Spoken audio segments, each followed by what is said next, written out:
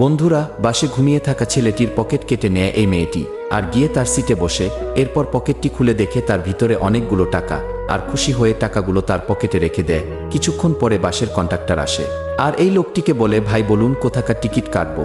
তখন ছেলেটি জায়গার নাম বলে টাকা বের করতে গিয়ে দেখে পকেট নেই। তখন ছেলেটি বলে, ভাই কেউ বাসের ভিতর আমার পকেট কেটে নিয়েছে।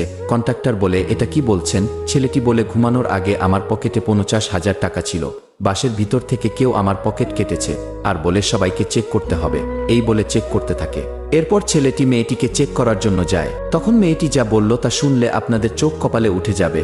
কিন্তু তা দেখার আগে ভিডিওটি লাইক করে দাও, চ্যানেলটি সাবস্ক্রাইব করে দাও, আর এই ইমোজিটি সেন্ড করে ভিডিওটি কেমন লাগলো কমেন্ট বক্সে লিখে যাও। লাস্টে মেয়েটি বলে, আপনি আমাকে চেক করতে পারেন না, কারণ আমি একটা মেয়ে। তখন কন্ট্রাক্টর যেমন তেমন করে চেক করে বলে, ভাই তার পকেটে টাকা নেই। তখন ছেলেটি ওখান থেকে চলে যায়। আসলে বাস কন্ট্রাক্টর আর মেয়েটি দুজন একসঙ্গে মিলেছিল।